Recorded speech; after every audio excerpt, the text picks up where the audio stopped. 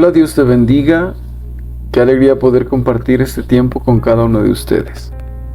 Hoy tengo algo muy especial.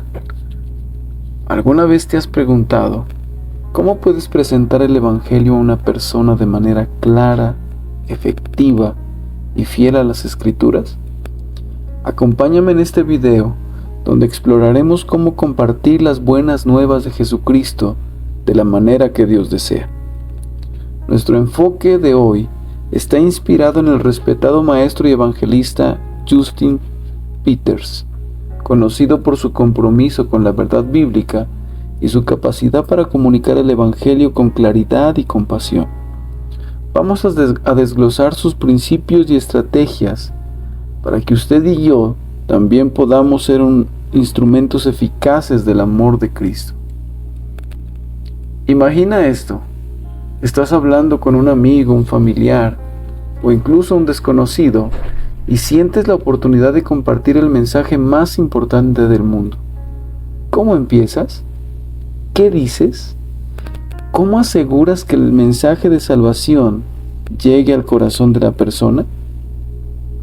En los próximos minutos te voy a mostrar cómo hacerlo paso a paso, utilizando principios bíblicos y consejos prácticos. Prepárate para descubrir cómo presentar el Evangelio de una manera que no solo informa, sino que también transforma vidas. Así que sin más preámbulos, vamos a profundizar en cómo presentar el Evangelio a una persona de la manera correcta y bíblica, siguiendo el ejemplo y las enseñanzas de Justin Peters. Empecemos. Hola queridos. Quiero tomar solo unos momentos y compartir con ustedes el Evangelio. Y el Evangelio es este. Todos somos pecadores. Tú eres un pecador. Todos hemos quebrantado las leyes de Dios, los 10 mandamientos. No mentirás. Todos hemos dicho mentiras, y si has dicho una mentira, eres un mentiroso. No robarás. Todos hemos tomado algo que no nos pertenece. No tomarás el nombre del Señor tu Dios en vano. Todos hemos usado el nombre de Dios de manera irreverente. Tomar el nombre de Dios en vano no es solo decir Dios mío o alguna derivación de eso. Tomamos el nombre de Dios en vano en palabra y en hecho. No cometerás adulterio, pero Jesús dice que si miras a una mujer con lujuria, ya has cometido adulterio en tu corazón. Si alguna vez has mirado a otra persona con lujuria, eres un adúltero. Todos nosotros hemos quebrantado las leyes de Dios miles de veces a lo largo de nuestras vidas. Y al igual que cuando quebrantamos las leyes en la tierra, hay una pena que pagar, cuánto más cuando quebrantamos las leyes de Dios. Pero como hemos pecado contra Dios, que es eterno, el castigo de ese pecado también es eterno. Y si morimos en nuestro pecado, iremos con toda justicia y razón a un lugar muy real que la Biblia llama infierno, donde el gusano no muere, el fuego no se apaga, habrá llanto y crujir de dientes. La furia completa e inalterada de la ira de Dios será derramada por siempre y siempre, día y noche, y nunca terminará. No hay cantidad de buenas obras que tú y yo podamos hacer para superar la deuda que debemos a Dios. Para superar la deuda que nuestros pecados han incurrido, Dios es bueno, y porque Él es bueno, debe castigar el pecado. Si Él no castigara el pecado, entonces no sería bueno. Piensa en ello en un entorno de tribunal. Si alguien ha cometido asesinato y esa persona es capturada y las cámaras de seguridad estaban grabando, tienen imágenes, todas las pruebas están ahí. Esta persona cometió asesinato y se presenta ante el juez. Ha sido declarado culpable en un tribunal de justicia y el juez dice: bueno, señor, antes de que dicte sentencia sobre usted, ha sido declarado culpable del acto, del crimen de cometer asesinato antes de que dicte sentencia. ¿Tiene algo que decir en su defensa?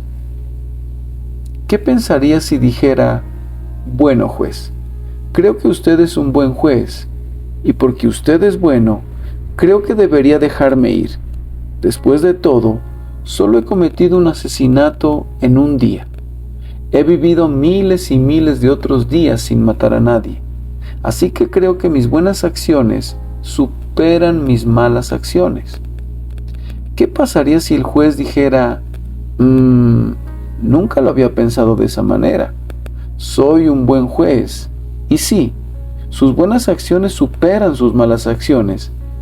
Así que le digo que lo dejaré ir. Es libre. Nos vemos. Que tenga un buen día. ¿Y esa persona sale por la puerta? ¿Sería un buen juez? No. Sería un juez terrible, ¿verdad? Un buen juez debe castigar el crimen. Dios es el juez perfecto y debe castigar el pecado. Si Él no castiga el pecado, entonces no sería bueno. Pero porque hemos pecado contra Dios, que es eterno, el castigo de ese pecado también es eterno.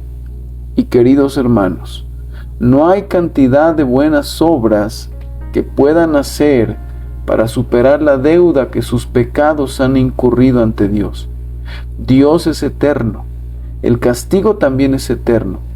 Nuestras obras, hacer cosas buenas para las personas, ayudar a las ancianas a cruzar la calle, cosas filantrópicas como esas, en sí mismas son lo que son, pero no tocan lo que debemos a Dios.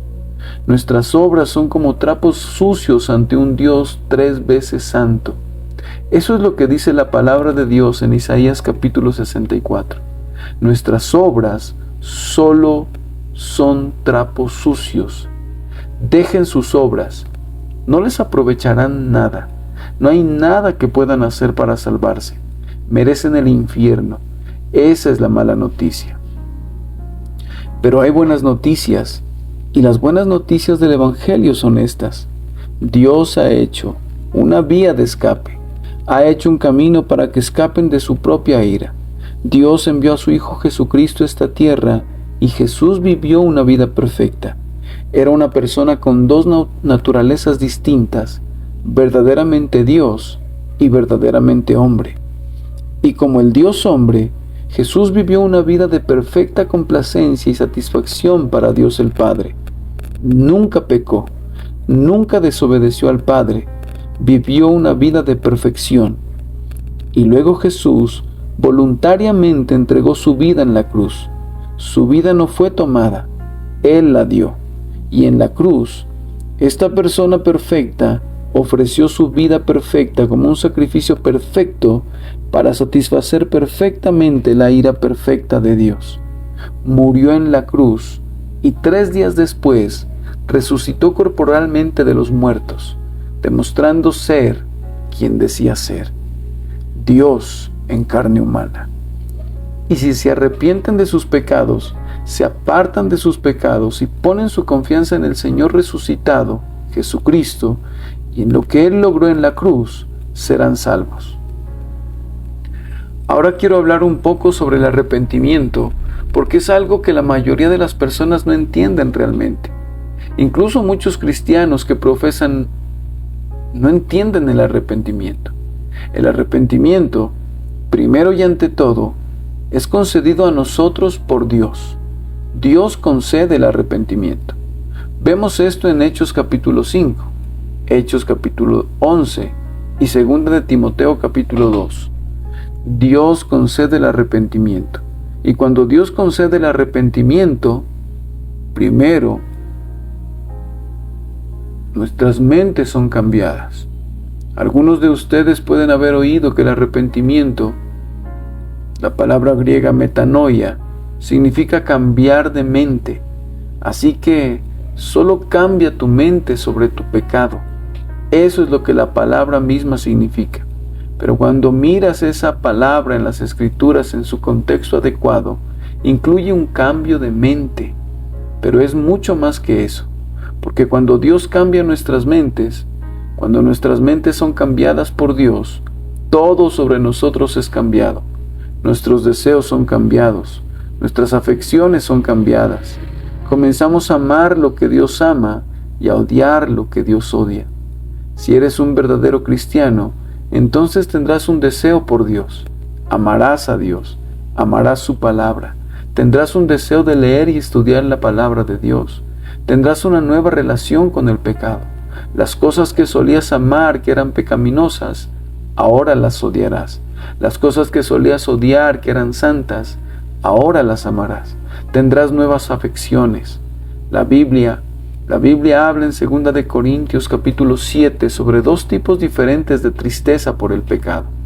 Y le digo a la gente, si dudas de tu salvación, si eres un verdadero cristiano, pasa algún tiempo en 2 de Corintios capítulo 7 y entiende la diferencia entre una tristeza mundana y una tristeza piadosa por el pecado. Porque el apóstol Pablo dice en 2 de Corintios 7 que una tristeza mundana lleva a la muerte, pero una tristeza piadosa lleva al arrepentimiento para salvación. Entonces, ¿qué es una tristeza mundana? Una tristeza mundana no es más que una conciencia culpable. ¿Qué me pasaría si mi pecado fuera expuesto? ¿Cuáles serían las consecuencias para mí? ¿Qué pensaría la gente de mí si supieran lo que estoy haciendo a escondidas?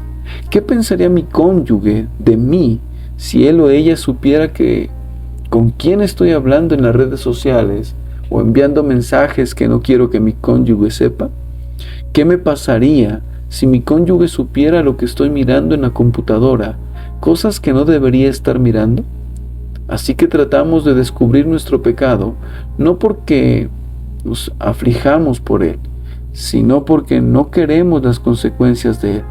Pero si pudiéramos salirnos con la nuestra, hazte esta pregunta. Si pudiera salirme con la mía, si nadie lo supiera, ¿volvería a mi pecado? Y si la respuesta a esta pregunta es sí, entonces eso es una tristeza mundana. Y una tristeza mundana lleva a la muerte. Pero luego está este otro tipo de tristeza por el pecado. Y Pablo dice que es una tristeza piadosa. Pablo dice que una tristeza piadosa lleva al arrepentimiento para salvación. Una tristeza piadosa por el pecado es esa tristeza que está orientada verticalmente. Una tristeza piadosa viene cuando nos afligimos por nuestro pecado, porque entendemos que nuestro pecado aflige a Dios y no queremos afligirlo. No queremos afligir su persona. Él ha sido tan bueno, tan amable, tan paciente, tan generoso, tan fiel, tan misericordioso con nosotros, que cuando pecamos contra Él, nos aflige que lo hayamos hecho, porque nuestro pecado lo aflige a Él. No es que un verdadero cristiano nunca peque. Los cristianos, los verdaderos cristianos, pueden y pecan. Pero aquí está la diferencia. Un verdadero cristiano puede tropezar con el pecado, pero no nada en él. No se deleita en el pecado. No busca oportunidades para pecar. No planea su pecado. Cuando pecamos como cristianos, nos aflige que lo hagamos. ¿Te aflige tu pecado? Es bueno y correcto advertir a las personas que huyan del infierno. Es bueno y correcto temer a Dios, temer al infierno. Pero tanto como deberíamos querer un Salvador del infierno, deberíamos querer un Salvador de nuestro pecado. ¿Te aflige tu pecado? No es que seas perfecto, pero cuando pecas, ¿te aflige que peques? Si es así, eso es bueno. Eso es bueno. Esa es una de las marcas de ser un verdadero cristiano.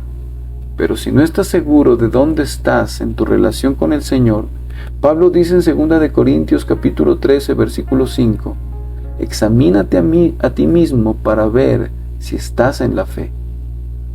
¿Tengo amor por Dios? ¿Tengo amor por su palabra? ¿Deseo crecer en la gracia y el conocimiento del Señor Jesucristo? ¿Deseo crecer en santidad? ¿Deseo matar las obras del cuerpo como describe Pablo en Romanos capítulo 8? ¿Deseo tener un patrón decreciente de pecado? ¿Hay un patrón decreciente de pecado en mi vida y un patrón creciente de santidad? ¿Tengo amor por los hermanos? ¿Tengo amor por otros cristianos, hermanos y hermanas en Cristo? Los amo. Amo la iglesia. Tengo un deseo de tener comunión con otros creyentes de ideas afines en Cristo en una iglesia local. Si eres un verdadero cristiano, tendrás ese deseo. Así que hazte estas preguntas, y si no estás seguro de dónde estás en tu relación con el Señor Jesucristo, si nunca has puesto verdaderamente tu fe en Él como Señor, entonces te animo a que seas honesto ante Cristo. Confiesa tus pecados a Él. Clama a Él por perdón. No confíes en ti mismo. Confía en Él, en lo que hizo en la cruz, su obra terminada. Y si vienes a Cristo con una tristeza piadosa por tu pecado, deseando un Salvador, no solo del infierno, sino también del pecado, si vienes a Él con las manos vacías, deseándolo a Él y solo a Él, Él te salvará. Pasarás de la muerte a la vida. La Biblia dice en 2 Corintios capítulo 5 que las cosas viejas pasarán, todas las cosas serán hechas nuevas y no habrá condenación sobre ti. Si vienes a Cristo, Él te salvará. Él dice: el que a mí viene, no le echo fuera. Él vendrá a ti, te salvará. Y si has confiado en Cristo como Salvador y Señor, si aún no eres miembro de una buena iglesia, encuentra una iglesia doctrinalmente sólida que esté siendo dirigida por hombres bíblicamente calificados que llamamos ancianos. La Biblia los llama ancianos. Que esté comprometida con lo que llamamos predicación expositiva, que simplemente toma la palabra de Dios y la predica verso por verso. Lees la Biblia y luego explicas el significado, expones el significado a la gente.